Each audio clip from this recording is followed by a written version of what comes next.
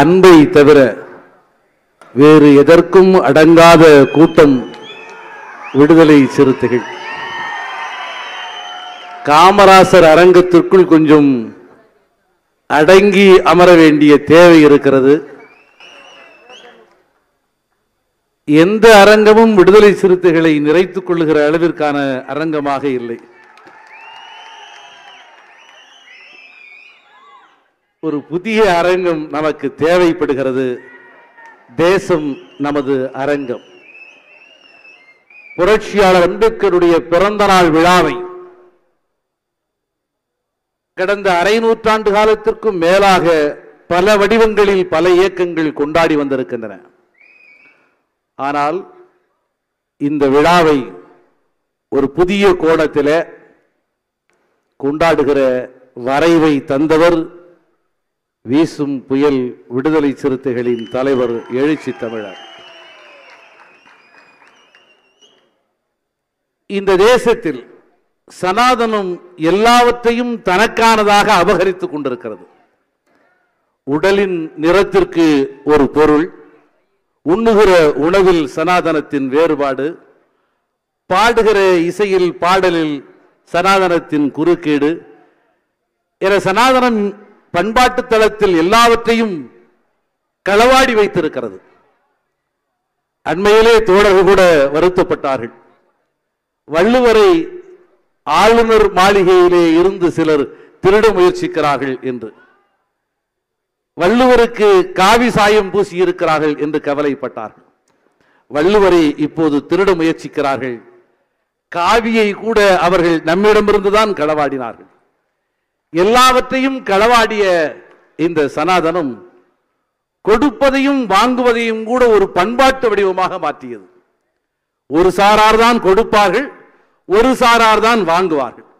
கொடுப்பதற்கென்றே பிறந்தவர்கள், பெறுவதற்கென்றே பிறந்தவர்கள் என சனாதனம் இதை பாகுபடுத்தி வைத்திருந்த சூழலில் தான் எழுச்சி தமிழர் மரியாதைக்குரிய தலைவர் முனைவர் அண்ணன் திருமா அவர்கள் புரட்சியாளர் அம்பேத்கருடைய விழாவிலே கொடுப்பதற்கும் பெறுவதற்கும் இடையிலே தோழமை உணர்வுதான் இருக்க வேண்டுமே தவிர கொடுப்பதற்கென்று பிறந்தவர்கள் யாரும் இல்லை, பெறுவதற்கென்று பிறந்தவர்கள் யாரும் இல்லை என்கிற ஒரு புதிய விரிப்பை தந்திருக்கிறார்.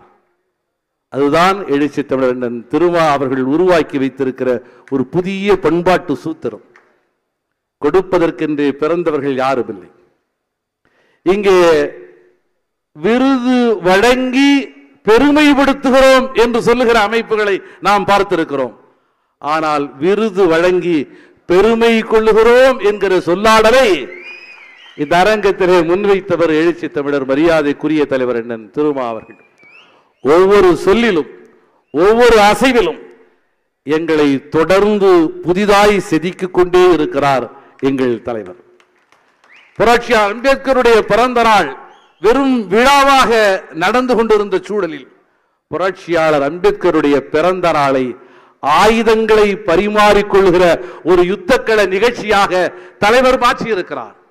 இங்கே விருதுகள் வழங்கப்படுகின்றன என்பது ஒரு சொல்லாடல் தான், அது ஒரு கவித்துவம் மிகுந்த சொல்லாடல். ஆனால் இங்கே ஆயுதங்கள் பரிமாறிக்கொள்ளப்படுகின்றன. புரட்சியாளர் அம்பேத்கருடைய ஆயுதம், தந்தை பெரியாருடைய ஆயுதம், காரல் மார்க்சுடைய ஆயுதம், பண்பாட்டு தளத்தில் புதிய வெளிச்சத்தை பாத்திய பேரறிவாளர் அயோத்திதாச பண்டிதருடைய ஆயுதம் என இந்த ஆயுதங்கள் இங்கே பரிமாறிக்கொள்ளப்படுகின்றன. போராளிகள் அந்த ஆயுதங்களை புதிதாக பார்க்கிறார்கள். அம்பேத்கர் சுடர் விருது பெறுகிற அண்ணன் பிரகாஷ்ராஜ் செல்லமே பிரகாஷ்ராஜ் அல்ல,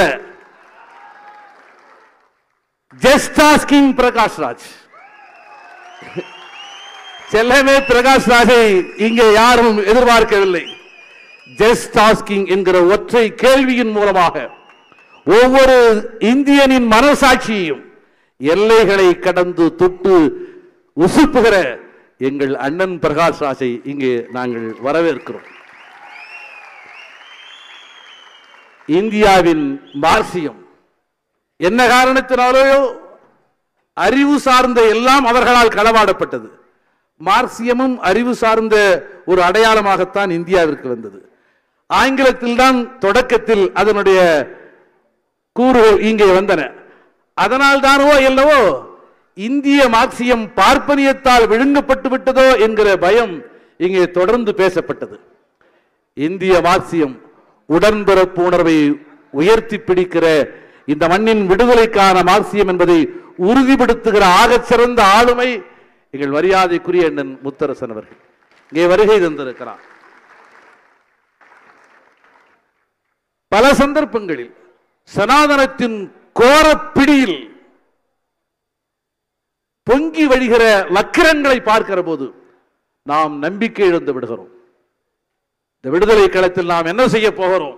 இந்த விடுதலை களத்தில் வெறுமனே உயிர் துறக்கப் போகிறோமா? இந்த விடுதலை களத்தில் நம்மை பலியாக்கிக் கொள்வது என்பது ஒரு நேர்மைக்கான அடையாளமாக இருக்கலாம்.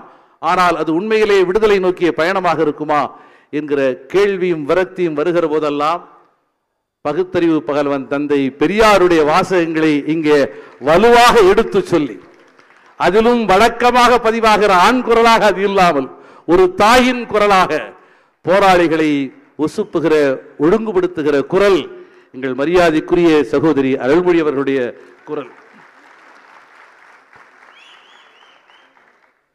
ஒரு 100 ஆண்டு காலத்திற்கு மேலாக பேரறிவாளர் அயோத்திதாச பண்டிதர் புதைக்கப்பட்டார்.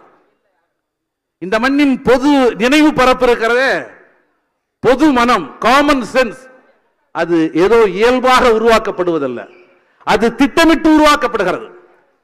இந்த காமன் சென்ஸ் என்கிற பொது மனம் இருக்கிறதே, அது கார்ப்பரேட்டுகளால், ஆளும் வர்க்கத்தால், அதிகார வர்க்கத்தால் அது உருவாக்கப்படுகிறது.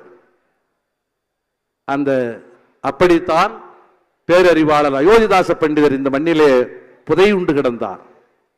பேரறிவாளர் அயோத்திதாச பண்டிதரை மீண்டும் 100 ஆண்டுகளுக்கு பிறகு உயிர்ப்பித்த ஆகச்சிறந்த ஆளுமை என்று நான் 3 பேரை சொல்வேன். ஒன்று மரியாதைக்குரிய தோழர், காலம் தந்த கருத்தியல் ஆளுமை அருமை தோழர் ரவிக்குமார் அவர்கள். இன்னொருவர் மரியாதைக்குரிய தோழர் ராஜ் கௌதமன் அவர்கள்.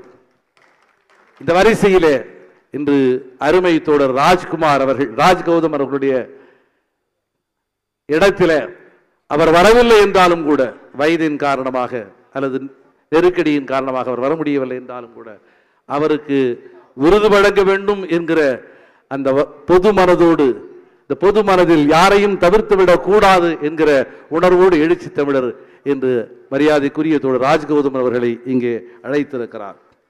மரியாதைக்குரிய தோழர் ஐயா பெரியவர், பலரை ஆசீர்வதித்தவர், இன்று நம்மையும் ஆசீர்வதிக்க, யுத்த களத்தில் நீங்கள் தயாராக இருங்கள், இறைவன் உங்களோடு இருக்கிறார் என்கிற உணர்வோடு, ஆன்மீகம் வெறுமனே அடிமைப்படுத்துவதற்காக மாத்திரமல்ல, அது விடுதலை யுத்தத்திற்கும் பயன்படும் என்கிற உணர்வோடு நம்மை வாழ்த்துவதற்கு வருகை தந்திருக்கிறார் பேராயர் ஐயா எஸ்ரா சர்க்குணம் அவர்கள். காயிதே மெல்ல திரை பெறுகிற இந்த ஒடுக்கப்பட்ட மக்களின் உணர்வை வெளிப்படுத்துகிற இடத்தில, பன்மை தன்மையை பாதுகாக்கிற இடத்தில இன்று ஒரு வலுவான களத்தில் நிற்கிற மரியாதைக்குரிய எஸ்.என். சிக்கந்தர் அவர்களை இந்த நேரத்திலே அன்போடு நான் வரவேற்கிறேன். வாய் வழியாக சொல்லப்பட்ட பலதை அவர்கள் திருடிக் கொண்டார்கள். பனையோலையில் எழுதப்பட்டதை கூட அவர்கள் மாற்றிக்கொண்டார்கள். ஆனால் கல்வெட்டில் இருக்கிற சில அம்சங்கள் தான் இன்னமும் பெரும் மன்னன், பேரரசன் அசோகன் தான் இந்த தேசத்தின் ஒரு ஆகச்சிறந்த அடையாளமாக இருந்தான் என்கிற உண்மையை அடையாத்துக் கொண்டிருக்கிறது. அந்த பேரரசன் அசோகனுடைய தொடர்புடைய கொள்கை வழி, குருதி வழி தொடர்புடைய உறவுகள் தான் நாம் என்பதை சொல்லுகிற அம்சமாக இன்று வரலாறு இருக்கிறது. ஆக அந்த அடிப்படையிலே ஆளும் வர்க்கத்தின் பொய்களாக குறுங்கி கிடக்கிற வரலாற்றில் புதிய வெளிச்சத்தை பாய்ச்சக்கூடிய கல்வெட்டியல் அறிஞர் மரியாதைக்குரிய ஐயா சுப்புராயல் அவர்கள் இந்த அரங்கத்திற்கு வந்திருக்கிறார். இந்த அருமை உறவுகளே, விழாவிற்கு வந்திருக்கிறார்கள், வாருங்கள் என்று சொல்லி வரவேற்பதல்ல என்னுடைய கடமை. வழக்கமாக நம்முடைய தோழர்கள் ஓடி வருவார்கள், கட்டி அணைப்பார்கள், ஆனால் ஒரு செல்ஃபி என்று சொல்வார்கள். லேசான ஒரு வேர்வை மனம் கடந்து போகும். அது வேர்வை நாற்றம் என்று சொல்வார்கள் சிலர், வேர்வை மனம் என்று. அந்த வேர்வை மனம்தான் நம்முடைய அன்பை, உறவை, பாசத்தை நமக்கு வெளிப்படுத்துகிறது. அந்த வேர்வை மலர்களின் மனம் இல்லாமல் கூட இருந்து விடலாம். ஆனால் அந்த வேர்வை மனம் இல்லாமல் எழுச்சி தமிழர் மரியாதைக்குரிய தலைவர் அண்ணன் திருமாவால் வாழ முடியாது. அப்படி வேர்வையின் மனம் வீசுகிற நம்முடைய மேடையில் வரவேற்பு நிகழ்வின் போது வெடிமருந்தின் மனமும் கொஞ்சம் வீசி இருக்கிறது. வெடிமருந்துக்கான தேவையும் இருக்கிறது. ஒருவேளை வெடிமருந்தின் வடிவம் மாறலாம். அது அறிவு சார்ந்த கேள்வியாக இருக்கலாம். சனாதனம் நம் முன்னால் விரித்து வைத்திருக்கிற மிக கொடூரமான இந்த சூழலில், இந்த சனாதனத்தை எதிர்த்த களத்தில், அது அரசியல் களத்தில், பண்பாட்டு தளத்தில், சமூக விடுதலைக்கான களத்தில், எந்த களமாக இருந்தாலும் அந்த களத்திலே இணைந்து நின்று பணியாற்றுவோம் என்று தலைவர் அழைக்கிற இந்த விழாவிற்கு உங்களோடு ஆயுதங்களை பகிர்ந்து கொள்கிறோம், உங்களோடு சிறைச்சாலையை பகிர்ந்து கொள்கிறோம், உங்களோடு உயிர் பலிக்கான களத்தை பகிர்ந்து கொள்கிறோம் என்கிற உடன்பரப்பு உணர்வோடு வருகை தந்திருக்கிற அருமை உறவுகளை மீண்டும் ஒருமுறை நெஞ்சார வாழ்த்துகிறேன், மனதார வாழ்த்துகிறேன். ஜூன் 5ஆம் தேதிக்கு பிறகு இரண்டு சிறுத்தைகள்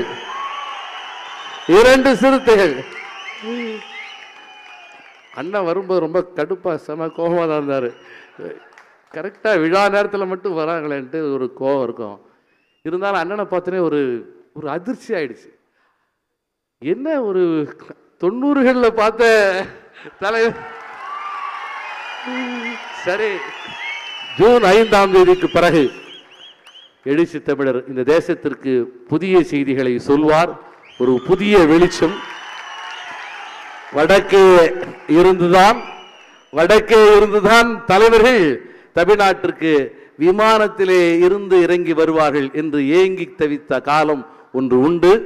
ஆனால் தெற்கே இருந்து ஒரு பிரளயம், தெற்கே இருந்து ஒரு புயல், தெற்கே இருந்து ஒரு செய்தி யுத்த களத்திலிருந்து புறப்படவிருக்கிறது. அந்த தெற்கே இருந்து புறப்படுகிற மகத்தான தலைவர் எழுச்சி தமிழர் மரியாதைக்குரிய அண்ணன் அவர்களை இந்த தருணத்திலே வழங்கி, அருமை உறவுகளே, இந்த அரங்கத்திற்கு நம்முடைய பொதுச் செயலாளர், நம்முடைய சட்டமன்ற உறுப்பினர்கள், ஆக சிறந்த நம்முடைய முதன்மை பொறுப்பாளர்கள் அனைவரும் வருகை தந்திருக்கிறார்கள். ஒவ்வொருவரையும் பெயர் சொல்லி அழைப்பதை விட எழுச்சி தமிழரின் உயிரின் உயிரான விடுதலை சிறுத்தைகளே